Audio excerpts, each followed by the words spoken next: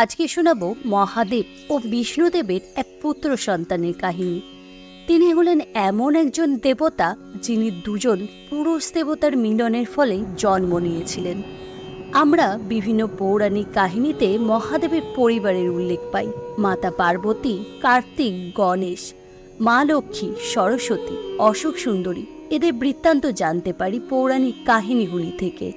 কিন্তু ভগবান বিষ্ণুর এমন কোনো পরিবারের উল্লেখ আমরা পাই না। তিনি বিভিন্ন সময় বিভিন্ন অবতার নিয়ে পৃথিবীতে এসেছেন। সেই সব অবতারে তার পরিবারের কাহিনী আমরা জানতে পারি, কিন্তু স্বয়ং বিষ্ণুদেবের পরিবার সম্পর্কে আমরা তেমন কোনো কাহিনী শুনতে পাই না। তবে পৌরাণিক কাহিনীতে ভগবান আয়াপ্পার উল্লেখ পাওয়া যায়, যার পিতা মহাদেব এবং মাতা হলেন ভগবান বিষ্ণু। তবে ভগবান আয়াপ্পার জন্ম বৃত্তান্ত নিয়ে বিভিন্ন জায়গায় বিভিন্ন কাহিনী বর্ণিত রয়েছে। তার মধ্যে একটি কাহিনী আজকে আপনাদের শোনাবো। পৌরাণিক কাহিনীতে ভগবান শিবকে আয়াপ্পার পিতা এবং বিষ্ণুদেবকে তার মাতা হিসেবে উল্লেখ করা হয়েছে। কিন্তু দুজন পুরুষের সন্তান হওয়া কি করে সম্ভব, এই নিয়ে আমাদের মনে নানা রকম প্রশ্ন জাগে।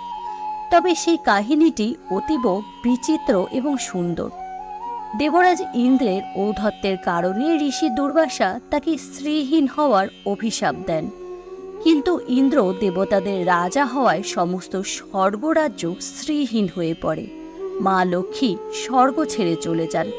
তখন মা লক্ষ্মীকে পুনরায় ফিরিয়ে আনার জন্য দেবতা ও অসুররা মিলে সমুদ্র মন্থন করেন। সমুদ্র মন্থনের সময় সমুদ্র থেকে অমৃত বের হলে দেবতা ও অসুরদের মধ্যে তা বন্টন নিয়ে বিরোধ বাধে। এই বিরোধ মেটানোর জন্য ভগবান বিষ্ণু মোহিনী রূপ ধারণ করেন এবং অমৃত বন্টনের দায়িত্ব নেন। ভগবান বিষ্ণুর এই মোহিনী রূপ এত সুন্দর ছিল যে রাক্ষসরা অমৃতের বদলে মোহিনীর সৌন্দর্যের দিকে বেশি আকৃষ্ট হয়। মোহিনী ছল করে তখন শুধুমাত্র দেবতাদের অমৃত পান করায়। এই মোহিনী রূপ এতটাই সুন্দর ছিল যে শুধু অসুররা নয়, দেবতারাও তার রূপে মুগ্ধ হয়ে যায়। এই মোহিনী রূপের বর্ণনা পৌরাণিক কাহিনীতে অনেকবারই পাওয়া গেছে। এরপর ভৎসাসুরের হাত থেকে মহাদেবকে বাঁচাতেও বিষ্ণুদেব মোহিনী রূপ ধারণ করেন। এরপর আরও একটি কারণে বিষ্ণুদেব মোহিনী রূপ ধারণ করেন। আরেকটি কাহিনী অনুসারে এক অভিশাপ প্রাপ্ত মহিষীরূপী অপ্সরার গর্ভে জন্ম নেয় অসুর রম্ভের সন্তান মহিষাসুর। সে ছিল ভগবান ব্রহ্মার বরপ্রাপ্ত এবং খুবই শক্তিশালী। নিজ ক্ষমতার অপব্যবহার করে সে সমগ্র সংসারে অত্যাচার শুরু করে। তার অহংকার ও অত্যাচারের সব সীমা অতিক্রম করেছিল। তার অত্যাচারে দেবতারাও অতিষ্ঠ হয়ে ওঠে। তখন তার অত্যাচারের হাত থেকে বাঁচতে দেবতারা দেবী দুর্গার কাছে সাহায্য প্রার্থনা করলেন। এরপর দেবী দুর্গা মহিষাসুরকে বধ করেন। কিন্তু মহিষাসুরের সাথে হিংসা ও অহংকার শেষ হয়নি। মহিষাসুরের বোন মহিষী নিজ ভ্রাতার মৃত্যুকে মেনে নিতে পারেনি। মহিষীও ছিল নিজ ভ্রাতার মতো অত্যন্ত শক্তিশালী। তার শরীরের ওপরের অংশ ছিল মানুষের মতো এবং নিচের অংশ ছিল মহিষের মতো। নিজ ভ্রাতার মৃত্যুর জন্য সে দেবতাদের প্রতি প্রতিহিংসা পরায়ণ হয়ে ওঠে। তাই নিজেকে শক্তিশালী করার জন্য মহিষী ভগবান ব্রহ্মার কঠোর তপস্যা শুরু করে। বহু বছর তপস্যা করার পর ভগবান ব্রহ্মা তার প্রতি প্রসন্ন হন। তিনি মহিষীকে বর চাইতে বললে মহিষী অমরত্বের বর চাইলেন। ভগবান ব্রহ্মা বললেন, এটা সৃষ্টির নিয়মের পরিপন্থী। যার জন্ম হয়েছে তার মৃত্যু নিশ্চিন্ত। তবে তুমি কার হাতে নিজ মৃত্যু চাও সেটা নির্ধারণ করতে পারো, কিন্তু মৃত্যুকে স্থগিত করা কখনোই সম্ভব নয়। ধূর্ত মহিষী তখন ভাবল, এমন কারোর হাতে নিজ মৃত্যু চাইতে হবে যার জন্ম হওয়া কখনো সম্ভব নয়। যার জন্ম সম্ভব নয় তার হাতে মৃত্যুও হবে না। তাই তিনি বললেন, হে ব্রহ্মদেব, আমাকে বর দিন। কেবলমাত্র মহাদেব ও ভগবান বিষ্ণুর মিলনের ফলে যে সন্তান জন্ম নেবে তার হাতেই আমার মৃত্যু হবে। ভগবান ব্রহ্মা বললেন, তথাস্তু। মহিষী তখন মনে মনে এটা ভেবে খুশি হলো যে দুজন পুরুষের মিলনের ফলে কখনোই কোনো সন্তানের জন্ম হবে না, তাই তার মৃত্যুও কোনোদিন সম্ভব নয়। এরপর তার ঔদ্ধত্যের সীমা রইল না। নিজ ভ্রাতার মতো সেও সমগ্র সংসারে ত্রাসের সৃষ্টি করল। এমনকি স্বর্গরাজ্য আক্রমণ করে দেবতাদের ওপর অত্যাচার শুরু করল। ফলে সমগ্র দেবতারা আবার বিপদে পড়লেন। সমস্ত দেবতারা তখন ভগবান ব্রহ্মার শরণাপন্ন হলেন। ব্রহ্মা সমস্ত দেবতাদের নিয়ে কৈলাসে মহাদেবের শরণাপন্ন হলেন।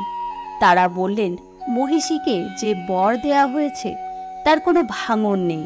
সে কেবল আপনার ও বিষ্ণুদেবের মিলনের ফলে জন্ম নেওয়া সন্তানের হাতেই মৃত্যুবরণ করবে, কিন্তু দুই পুরুষের মিলনের ফলে কখনোই সন্তানের জন্ম হওয়া সম্ভব নয়।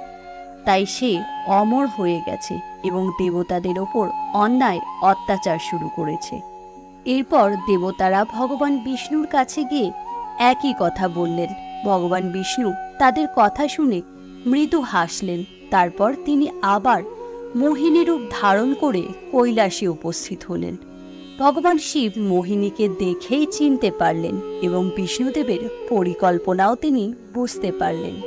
এরপর মোহিনী মহাদেবের কাছে প্রেমের প্রস্তাব দেন, কিন্তু মহাদেব হলেন একজন মহাযোগী।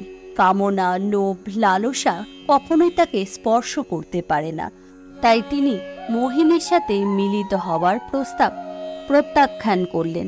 কিন্তু বিষ্ণু ও শিবপুত্রের জন্ম হেতু নিজ শরীরের উত্তাপ তিনি মোহিনীকে দান করলেন। এরপর বিষ্ণুদেবের নারী অবতার মোহিনী সেই উত্তাপকে নিজ গর্ভে ধারণ করলেন। এইভাবে শিব ও মোহিনী মিলিত না হয়েও মোহিনী গর্ভবতী হন এবং তিনি একটি পুত্র সন্তানের জন্ম দেন। শিব বিষ্ণুর সেই সন্তানের নাম হল আয়াপ্পা। যেহেতু ভগবান শিব ও বিষ্ণুর সন্তান ছিলেন তিনি, তাই উভয় দেবতার গুণাবলী ও শক্তি তিনি লাভ করেন। ভগবান আয়াপ্পা কঠোর তপস্যা করে নিজের শক্তিকে আরও বাড়িয়ে তোলেন। তিনি হলেন ন্যায়, সততা ও ধর্মের প্রতীক। তিনি আবার পুরাণে হরিহর বা মণিকান্ত নামেও পরিচিত। তিনিই দক্ষিণ ভারতে ভগবান আয়াপ্পা রূপে পূজিত হন। এরপর আয়াপ্পা ও মহিষীর মধ্যে এক ভয়ঙ্কর যুদ্ধ হয়। মহিষী ছিল অপরিসীম ক্ষমতার অধিকারিণী। এই ভয়াবহ যুদ্ধে কখনো মহিষী পরাজিত হয়, কখনো বা আয়াপ্পা। অবশেষে আয়াপ্পা তীর ধনুক দ্বারা মহিষীকে বধ করেন। ফলে পৃথিবীতে আবার শান্তি প্রতিষ্ঠিত হয়। এই ছিল ভগবান বিষ্ণু ও মহাদেবের পুত্র সন্তানের কাহিনী। ভিডিওটি কেমন লাগলো তা অবশ্যই জানাবেন। সকলে ভালো থাকবেন। নমস্কার।